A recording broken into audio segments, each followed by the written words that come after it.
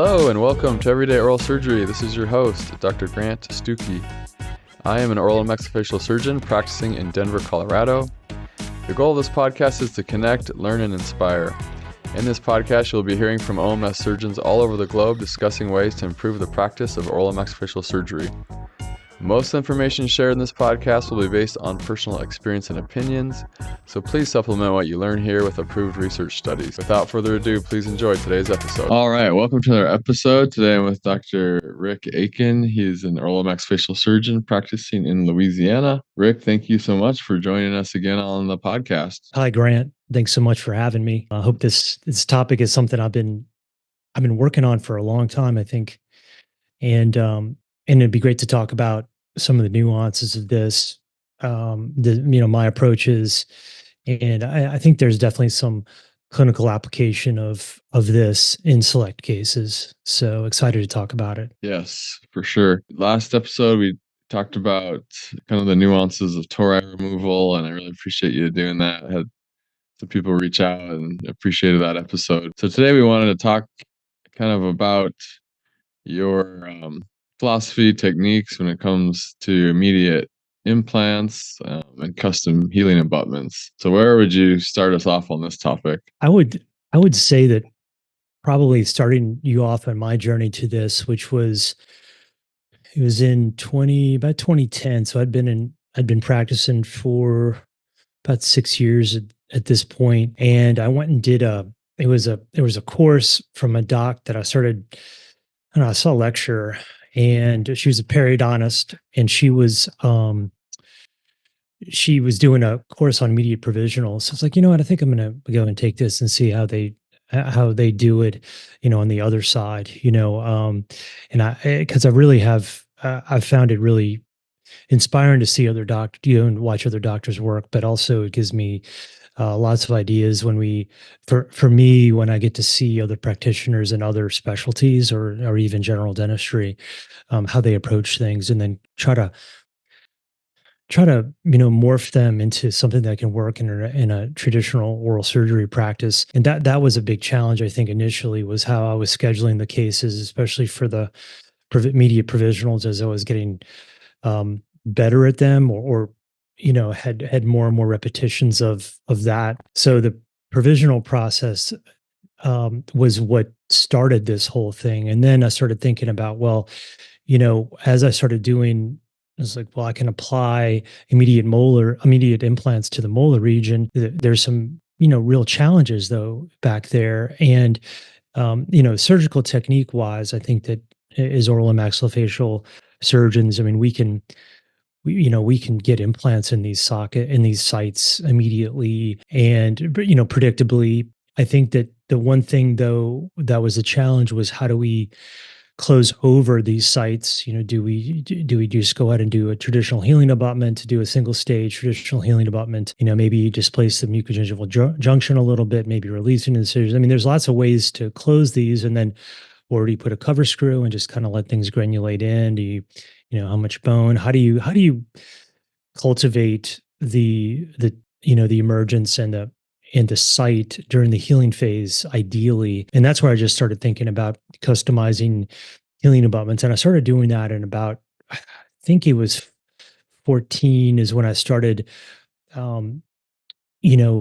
utilizing a chairside custom healing abutment technique that just utilizes composite. So I wrote the paper in JOMS in 16, which was the concept, which is the anatomic harmony abutment. And that kind of goes through the process of how I create the abutment chairside with photopolymerizing bulk fill composite, basically. And things have certainly changed over the past 10 years about how we approach, and maybe there's some other options that we have now for more anatomical type healing abutments. But I'll say I've tried everything. I've tried to optimize things and speed things along. But I would say that still at this point, this technique of just using bulk fill composite on a titanium base, and then light curing, as after I've captured the tissue using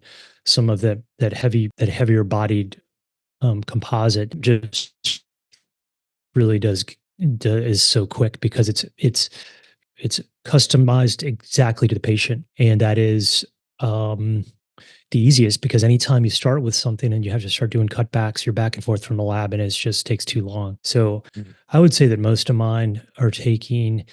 I would say they take about the same as provisional because I've got my provisional time down to about 12 to 15 minutes on average. And then I have my custom healing abutment is about the same.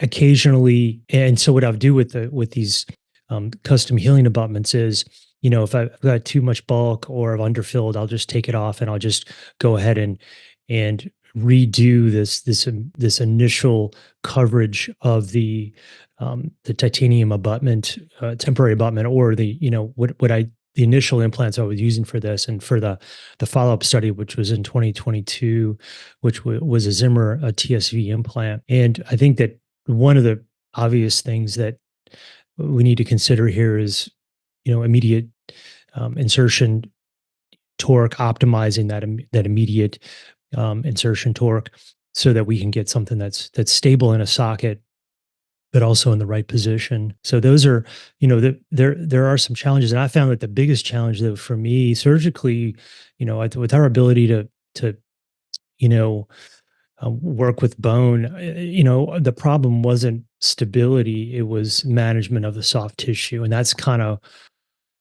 what made me change my approach considerably to how I was doing these. And I mean, there's lots of ways to do an implant, and there's lots of ways, especially posteriorly. I think that maybe now cultivating the tissue posteriorly is becoming a little more in vogue. Everything traditionally is in the aesthetic zone, but I think that it's just as important to do that posteriorly when you're looking at emergence and embrasure form, and how to get a crown to match up as ideally to the alveolar ridge as possible. Really, and I really believe you need to plan for that same optimization posteriorly when you can. Yeah, what were the big benefits that you reported on seeing in this technique when you were doing the custom healing abutment? What I think the best thing, as I would watch the dentists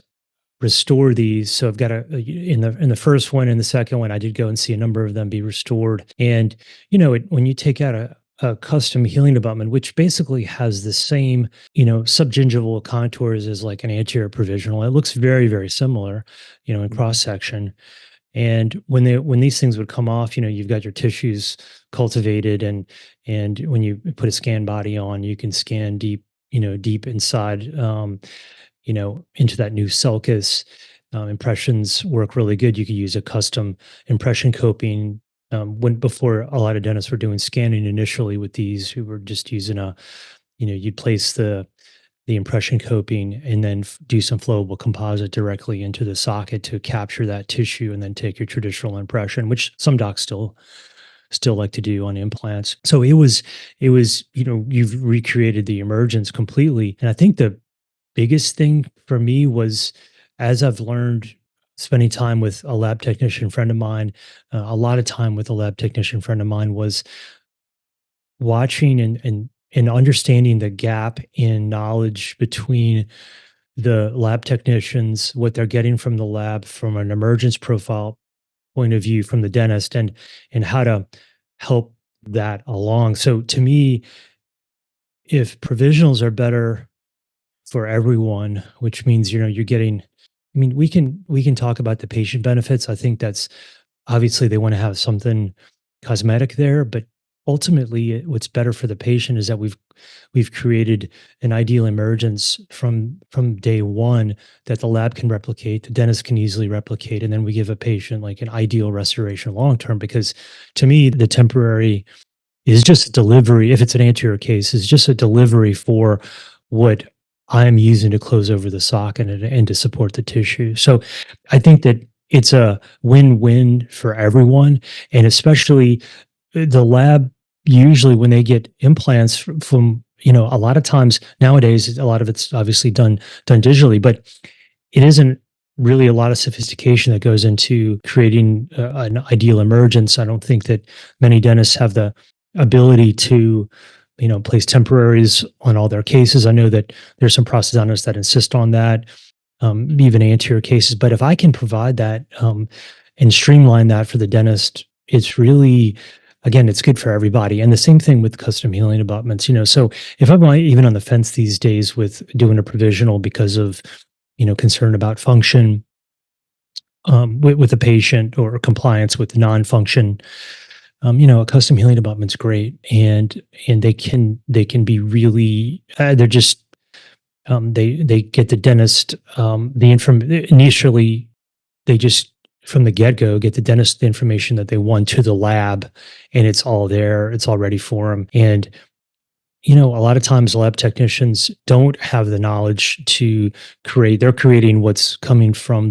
maybe a healing abutment, maybe they're doing some cultivating on their end. But the downside with that is if you can't seat a final abutment because it's over contoured, or something else, if it's been delegated, I think this helps with that. It helps communication, and like I said, I mean, everybody involved. And so most of well, I did one yesterday. I did do a papilla release because I had a really tough number 19. It was just one of these kind of tori patients, super dense bone. I popped the crown off, and then I just could not get, after I did the sectioning. I'll usually use I do like there's a burr from Salvin that's called I think it's a triple XL burr. That's a long tapered Fisher burr on kind of a more traditional dental handpiece, electric. And I'll just go ahead and section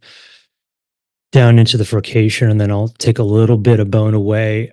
And I'll section it through the furcation, take some bone away on the mesiobuccal, mesiodistal, and then kind of wiggle with periotome. So that's been another thing that I needed to be much more delicate with how I'm removing. I would say that 95% of the time, I don't do any releasing incisions, and it's all just done through the socket. So all the tissue staying as pristine as I can keep it. This was an outlier case because I knew that I was going to be doing some tissue damage if I didn't do a mesial and distal papilla release. And so I just close out with one stitch around the custom healing abutment after it's done. But I would say vast majority of the time, there's no releasing incision. In fact, when I reach for a blade in these cases, or when I ask for a blade, my assistant doesn't like me reaching. When I ask for a blade in these cases, they a lot of times they're opening the bone jar, so they know that we're going to have to stage it. You know what I mean? Because they know that the point of these are to be done as at the sacrifice of the root as much as we can without touching the tissue. So it's also been needed to develop some techniques using periotomes and I'm a big user of of course these patients are sedated in a lot of these cases, if not all of them, because I do like to use osteotomes to help me or a mallet and periotomes to help me loosen roots once I've got a little purchase, and I'll take some time. I will take more time with those extractions because that's the point, is to keep the tissue pristine and not crushed and not traumatized. And I would say the pictures that are in my publications, I think I've got probably over the years about 400 something cases, and the vast majority of them are picture worthy. I keep up with all my cases long term, and it's just when you don't have to interrupt the papilla, just things heal so good. It just seals up the socket. So if we get down to the nuts and bolts of this, I mean, my initial implant was the typical, and the first publication it was a typical Zimmer TSV, which was the initial implant I used for all my cases, 6.0, always 6.0s. And now I've switched to the Strowman BLC, which I really like because it's got a pretty aggressive taper, but I'm always getting good torque in those. They just wedge in really well. And I think that the biggest learning curve for me on immediate molars was really knowing my the knowing the implant diameter and knowing when to stop drilling. So it's, you're changing your drilling protocol with any immediates. For the anterior, I use osteotomes all the time to try to manipulate and move bone, to expand sockets, move bone, buckle with some straight osteotomes in the anterior, and try to. And so in the posterior, other than the maxilla, which I do use sinus lift osteotomes to kind of compact the furcation bone, the furcal bone, to give me a nice platform, and then to place the implant. You're always doing these. You can do these closed sinus lift kind of approaches, even when you're doing. I know we all do that. Sometimes when we're grafting, we'll kind of compress the bone and the furcation, and lift the sinus, and then do our graft there, because you can combine that with your extraction. And the same thing with implants. I'll do those in the maxilla very comfortably. I would say that both are equally predictable, as long as your case selection is good, and that's its own, I think, its own topic. But it's really hard to, it's hard to quantify that. So when you look at case selection, it's kind of like, there's just there's some intangibles there, that you really just have to do a bunch to and once you get enough exams and enough under your belt, you kind of know which ones are going to be successful and which ones are not. Or from the get-go, of course, there's always cases where you got to kind of you got to prepare patients for maybe doing a staged approach, you know but I think that the big change for me was how long I scheduled for an immediate molar and a custom healing abutment. That does take more time. So they do, I do make sure I've got time for that. Just kind of like we talked about with Tori, with certain things, you just got to give yourself more time, and you can't be rushed. Yeah. I like that a lot. And I appreciate you sharing some of your techniques there, because that's always kind of a big question, is doing immediate molars, and what is the technique there to not have decreased chance of success. So you're using the BLC implant. Is it the 6.5 diameter? Is that what you usually use? Yeah, everyone is 6.5. I think that I've really been, as I look at these cases long term, and in fact, I'm going to doing a recall study right now on second molar, all my second molar implant cases for a publication I'm going to be doing, because I just want to have something. It's really, there's not a lot of great stuff in the literature about second molar implants and longevity, and because I don't know if you've done an episode on that, because that's kind of its own topic, because docs definitely have different takes on that. Surgeons, restorative docs, I know they've got some that,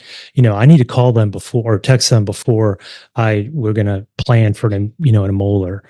Most of the time now with my relationships, so I kind of know who's ideal for it, who's patient wise, and what the doctor is willing to tolerate for, access, et cetera. But, immediate molar, and so I'm looking at the immediate second molars that I've done over time. I think we've already recalled I think we've got up to 10-year recall now of over 100 patients. And a good number of those were immediate second molar implants, and they work great. And I've got, I think right now we're I hate to say we're 99%, but my student worker she's been awesome helping me put together these cases, and we're not seeing failures. And I think that it has to do with the one thing that you just said, which is wide diameter implant. I think the key to longevity is to try to match up that platform to the size of the crown as good as we can, but still allowing for 2 to 3 millimeters. Ideally, I went 3 or 4 millimeters on the buckle of these. So when I prep, I'm getting rid of some septal bone. And I'm prepping, lingual, but I want this implant's got to be right in the middle. It's got to be right down the central groove. I want axial loading. But I think that the reason that these work long-term so well is because we're dealing with wide platform. All of my cases are 6.0 or greater implants. So my favorite implant is and this is the same thing with after grafted cases. All my grafted cases, I mean, they know in my office what I'm going to use. It's going to be a 6 millimeter implant for the posterior. And I know I'm going to have enough bone because of my grafting technique. I finally worked that out to where it's very, it's predictable. And the same thing with immediate molars. It's wide platform because we have the space in these cases. Before that, you get that remodeling that happens, you can just recapture. I mean, I would say in almost every case, there's at least 3 millimeters or more of bone on the buccal of these implants. So, what that tells you, that you've got plenty of bone, so you got maybe 3 millimeters minimum of bone fill. And I usually will pack bone in there. Um, and then you've got maybe 1.5 millimeters of tissue. Now that does taper back at the second molar area. So sometimes you do have a mucogingival challenge back there. But gosh, I really can't even remember the last time I've placed anything less than a 6.0 for an immediate. If I did, it's probably on this recall study, and it was maybe one so far, which was maybe like a 4.7 platform Zimmer at a second molar, just because second molars can be a little bit smaller, and you might need to understand. In that case, the one I'm thinking about is when I just got to undersize a little bit because the tissue kind of folds in, and you want and it might be a little bit smaller back there, but that would be such an outlier. So I do think the success rate in these is not skewed by my data collection, because I really think that the wider diameter implants are much more stable in the second molar region. That's why. So that's what got me thinking about this, because there's not a lot out there on second molar implant, long term second molar implants, and so one of my in the paper, one of the points we're going to make is that you want to go wide. You want to have better surface area. Does that make sense? Yeah. When you said you want 3 or 4 millimeters on the buccal, are you saying subcrestal, or what is that number? Oh yeah. Well, so the one I did yesterday, sometimes and a student worker, Sarah Harden, she's been amazing. She's been actually. She's the one helping me with the study, but we were looking at the case yesterday, and she's like, "Yeah, it's interesting how on this particular case, the palatal bone way high because of these tori. And he's a 50-year-old guy, otherwise perfectly healthy, tons of bone. Yeah, there's some bruxism there, but on the palate, on the lingual and on the palate too, when you got to kind of figure out where you're going to place the implant." Superiorly, inferiorly, so apically or coronally. So in this particular case, where the buccal's always a little bit lower, and you're hardly ever equal. Just like in the anterior, it's hardly ever equal. So it's always a little bit deeper on the palate than it is on the buccal. And in this case, it was a little bit more because there was probably a 3 to 4 millimeter discrepancy apically coronally on the buccal compared to the lingual. Still, though, the healing abutment takes care of that. What I was referring to is the gap. I should have said the gap, the buccal gap when the implant's placed. So what I love to do is, with a wide implant, I will hug the palatal wall. I will hug the lingual wall on the mandible. In the maxilla, you got to have it right in the middle. You're not going into a socket. This is because I think that if you're having to do immediate molars in a socket or something else, then really you shouldn't be doing them. They need to be in the right spot. And if you don't have the techniques to do that, then just stage it. You know what I mean? Just stage the case to make sure the implant's in the right spot. And so the maxilla, it's going right down the center. And so what I mean by that is I'm always packing bone on the buccal. At least there's 3 millimeters of bone. I just can't remember the last case. It's not. Sometimes there's even more. So a lot of times these molar sockets are really big, maybe a centimeter. Let's just say it's a centimeter circumferentially, mesiodistal and then buccolingual. It's the first molar, which is the most common tooth a lot of us take out anyway, right? That's the most common. It seems like that's all I do these days. And actually, I'm doing more second molars now because I think more and more people are getting comfortable taking out first molars. So now I'm getting more and more second molars, but I don't know. That just conjecture. But So the so when you think about it, when you get an implant in a 6 millimeter implant, and you're hugging up against the palatal wall, or the lingual plate and the mandible. You're gonna have you could have 3-4 millimeters there on the buccal easily, or 3 millimeters circumferentially around that, and that's only 9 millimeters. So, I mean, there's always a lot of room, and I do like to use a bone graft. So, I mean, really, my technique is so I'll try to get the crown off. I'll just kind of pop it off if I can without doing an incision. I will do a little bit of, if the crown isn't coming off, or it's not, a lot of times these are cracked teeth or endo treated. So I'll use a cow horn and just kind of try to pop the crown off. Or if it's the clinical crown, try to crush it, get it off, and then start with that 700. It's that XXL 700 tuber from Salvin with some irrigation. This thing does spray a lot of irrigation. Those contra angle hand pieces, but I will try to really, obviously with sedated patients, we want to make sure we have good moisture control. But I will section down through the furcation, get into the septal bone a little bit. And then I'll do a little bit off the mesiobuccal, a distal buccal, and I'll just start elevating gently with, I'll call them peritones. They're actually approximators. I think they're from Carl Schumacher, approximators. And there's some angled. Every case, I have a straight and 2 angled approximators. And I'll just kind of elevate a mesial, distal, down through the furcation. And then most of the time, you just got to kind of take your time, and then I'll elevate those roots out. And then once I do that, so once the roots are out, and we all know how to take out teeth, so I don't even really need to go through that probably, but the preparation phase is the important part, because what I'll start with is, I would say, the most important thing that I have started doing, I've been doing for a while now, is really debridement. It's considerable debridement of the sockets with a round burr and lots of irrigation. And that's the same thing for my grafts. And I think that's why my grafts have been, I'm not changing my graft technique anymore. I mean, I've got a very simple one that we can talk about if you wish. And it's just, but I believe in really debriding, getting really good bleeding bone in there, and lots of irrigation. So that's the place I use lots of irrigation, and I take time to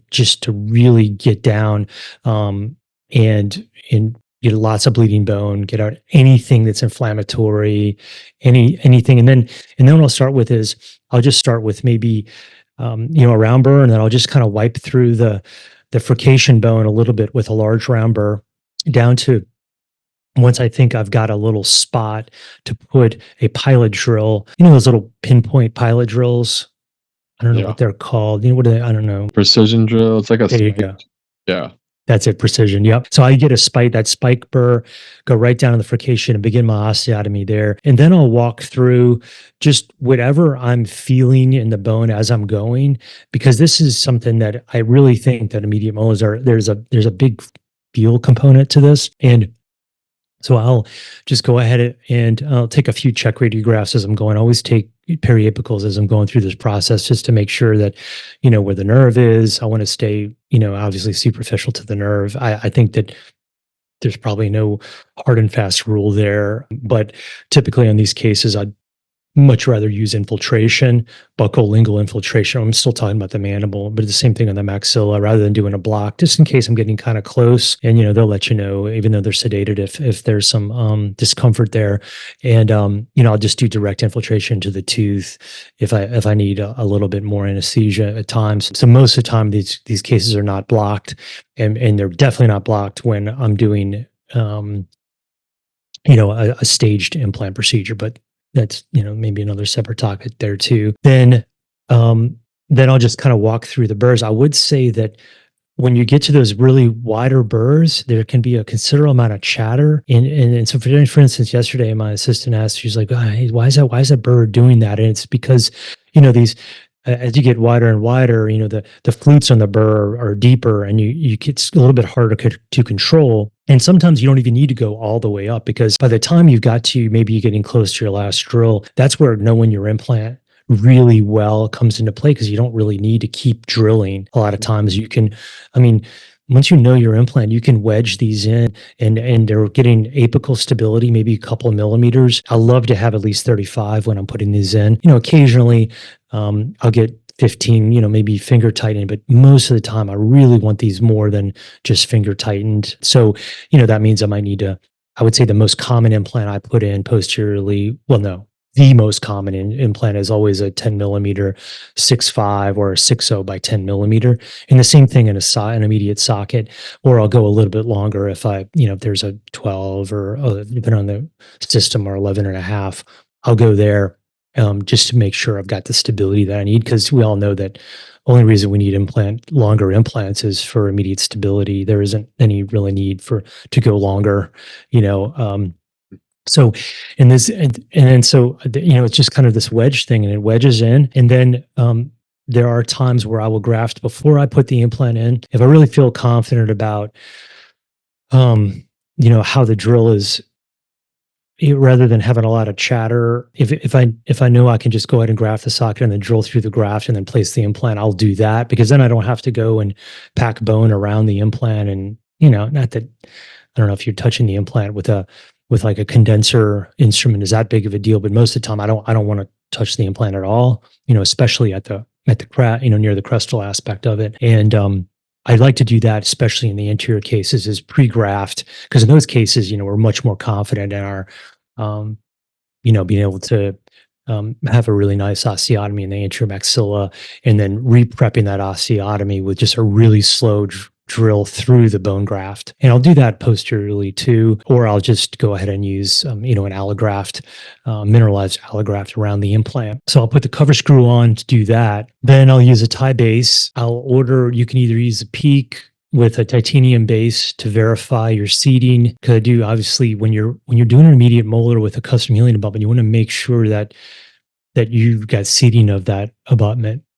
So I only like to use now titanium temporary abutments. All of my initial maybe couple hundred cases were PEEK, because that's what Zimmer had. And now I'm using an off, it's basically a tie base for an 8 millimeter tie base. And then what I'll do is, so I'll pack the bone, I'll take out the cover screw, then I'll go ahead and I'll take the tie base on an analog, and I'll take some heavy or bulk fill composite, and I'll kind of turn the screw in the bulk fill, and I just make a little donut.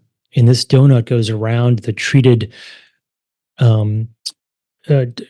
tie base that I've just basically, most of the time there's some grooves on it, which are fine, or I've just got a little etcher in my tiny lab, and then I'll etch it and then add a little adhesive to that. And I'll put just like this little, it looks like a little, donut around it.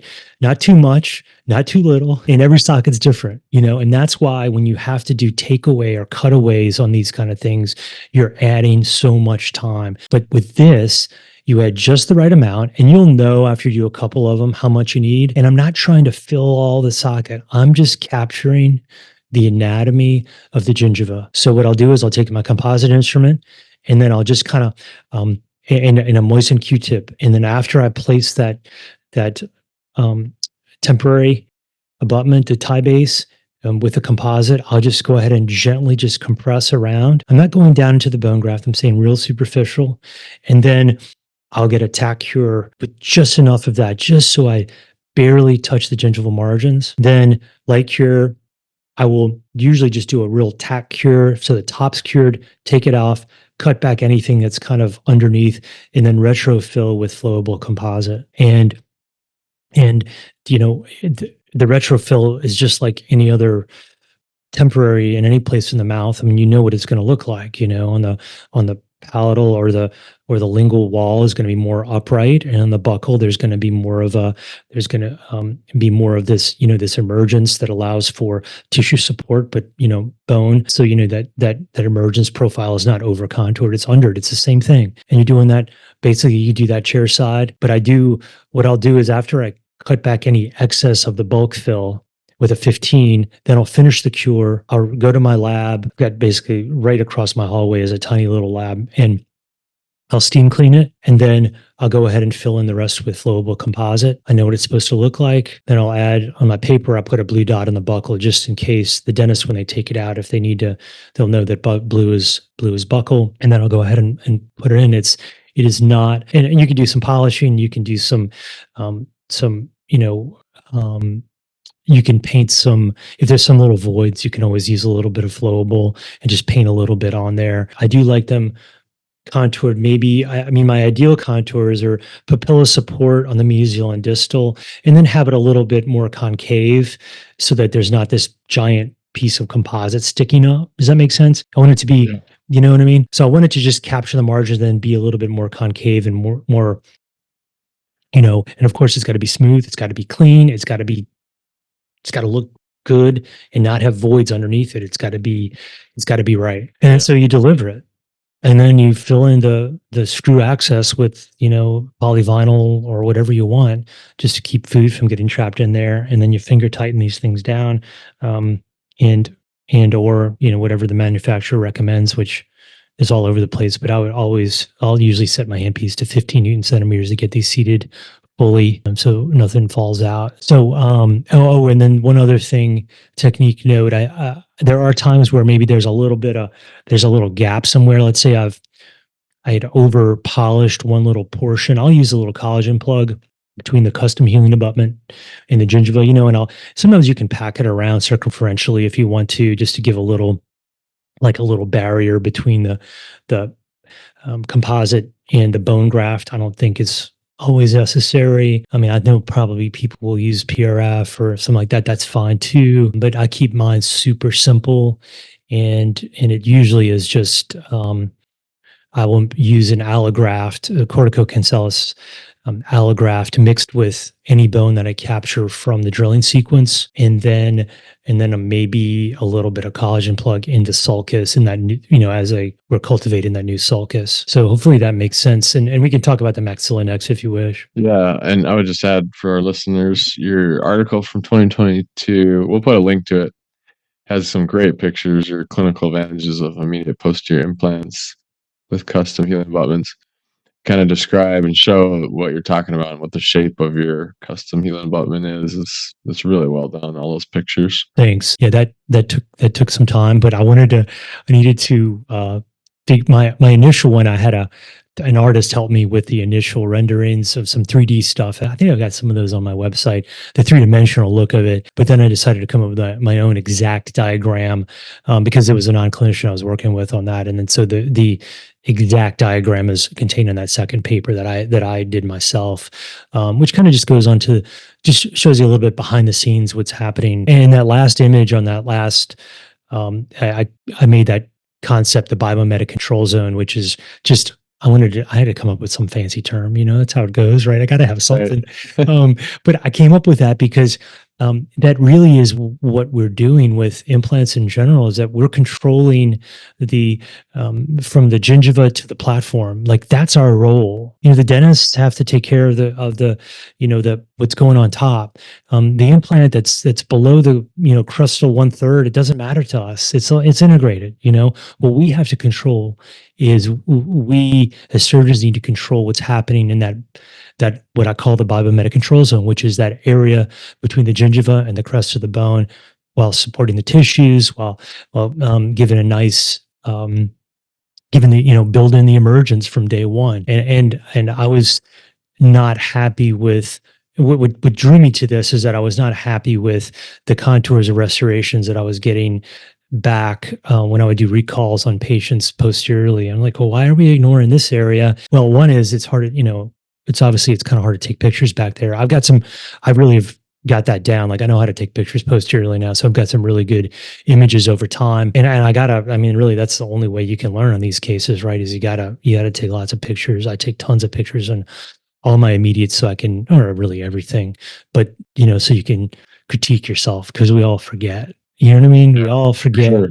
You know what I mean? And I think that now that my staff is really good at taking photos, they help me, but still I'm still taking some of my own. But when you're looking through the lens and then you put it back in Lightroom or whatever you're using, or just whatever it is, your practice management, and you look at where you started, we're always, at least not we, I've always kind of deluded myself into thinking I was better. My outcomes are better than they really were. So that's where again, where the images come into play. And I'll tell you, the biggest thing for me was spending time with a prosthodontist friend and then my restorative docs. And in fact, I was over there. We did a case. Let's see, yeah, day before yesterday, I went over to my friend's office and we scanned a case together. We were just looking at. I like to see it. I need to see what they're seeing and what they like and don't like, and I need feedback. And texting and calling is one thing, but if you're going over there, you're seeing what they're frustrated with. And that's been my biggest learning journey is going to docs' offices. And especially even maybe even more so than that is we have a lab friend too that will come in for cases. So us three will be there for some cases. And we had one just recently. And gosh, it just has to put all the pieces together for me about where the gaps are. And ultimately, this is not about the clinicians or the lab or anything, it's about the patient, right? I mean, if you want to optimize things for your patients, there's some things you just got to suck up and do. I really feel that. I feel strongly about that. And it's just sometimes it's learning new techniques, training yourself, finding your own protocols that work for you. It doesn't, maybe it doesn't work, and that's okay. If it doesn't work for you, do a nice graft and come back and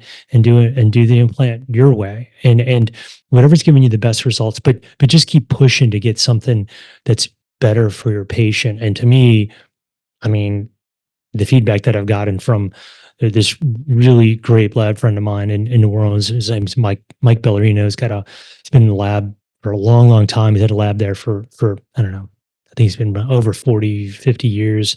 And I've learned so much from him, the way he sees things. He's also an avid photographer and has taught me so much about what's happening at the lab. And that's a big gap too that we have in our training. We don't know what's happening in the lab. That's okay that we're not supposed to learn that. We got to find that out ourselves. You know what I mean? It's kind of like a business thing. I think that a lot of times we all complain about not learning business, but that's not what dental school's for. If you want to learn business, then you got to go take a business course. So get an MBA or go and do something else. That's not dental school is to teach you to be, to be good clinically. And that's where then you just have to take, if you like or feel like you have a gap in learning, then you got to go and take a course, or you got to go. It's just like anything else, So I feel strongly that dental school and our surgical residencies are not meant for that. So they're meant for other things, and that's fine. We just need to seek out those things ourselves that we want to cultivate in our lives or in our practice.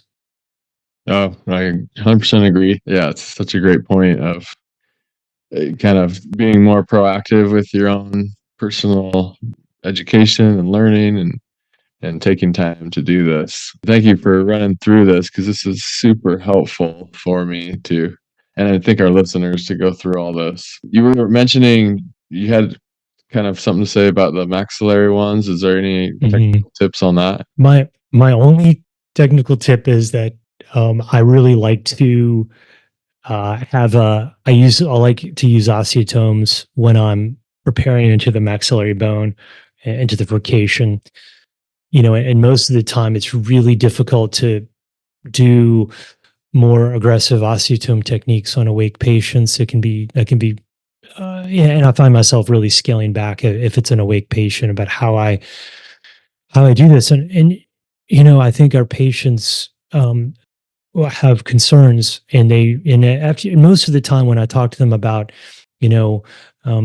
sedation, if they're reluctant, we talk a little bit more about the details and why sedation can be good for both the patient and the clinician. And most of the time, if we're going to be going this route of immediate maxillary implant, and this is the same thing in the anterior, because I do like to move and manipulate bone. I do like them to have a little bit of versed and a little to have some sedation on board, because especially in the posterior maxilla, I'm trying to get the roots out with minimal bone removal, or none, because we all can do that. And then it's using osteotomes with what's left of the furcation. And so I'll just step through. I'll maybe skip osteotomes and go, rather than, the smallest one, which I would use most of the time. I'll use on many maxillary 2-stage procedures. I'll go through more of a stepwise fashion. But with these, once you get it out, I'll go to maybe, let's say, a 3.8 osteotome. I like a concave osteotome. and I'll just compress the bone and then lift it until, and again, that goes to where you need to know your osteotome and your drilling protocol so that you can wedge that implant in there and not over repair. I think the biggest thing is I really like tapered implant. I mean, all these are tapered implants, and you want to not obviously over prepare. And if that bone's not really dense, you're really maybe just using osteotomes and really underdoing it, the osteotomy, and then kind of maybe you're doing a little sinus lift at the same time, and then you're just so that would be my main technique change on the maxilla, is that every maxillary case.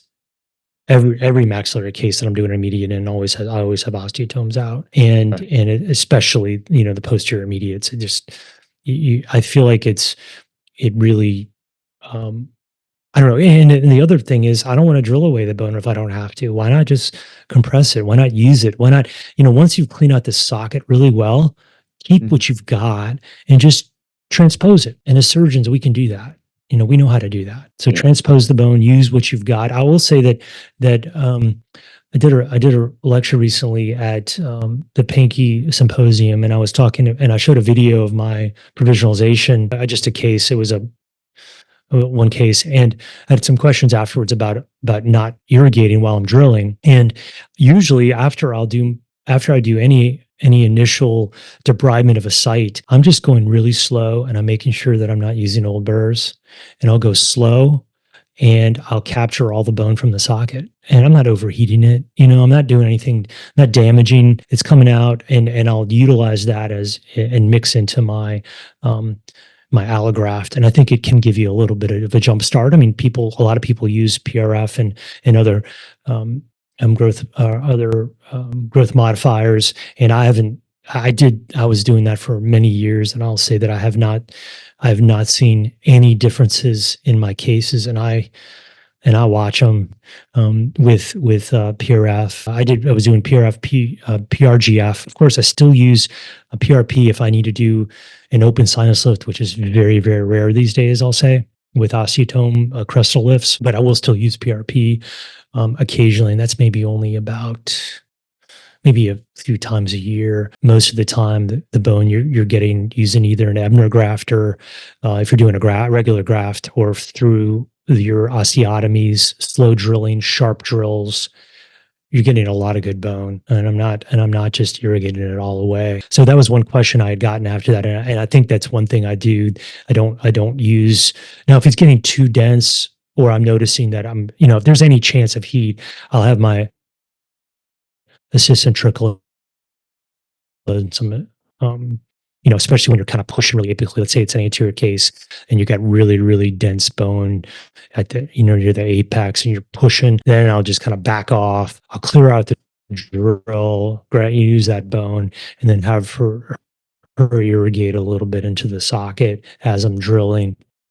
Make sure I'm not overheating, but I've not seen that be any issue at all. Well, I think that gave us enough info, plenty to chew on for this episode. It would be great to do another episode with you sometime. I think focus just on the second molar implants and all the nuances that go into that. Yeah, that'd be great. Yeah, I'd love to do that. I think that that's just, if there's one thing that well, we talked about this last time, the tori is going to stay well within our wheelhouse as we move forward in time. And I think that maybe second molar removals and immediate implants, that will probably stay something that maybe we have a special skill set for, because we're the masters at getting into small spaces. That's kind of what we do.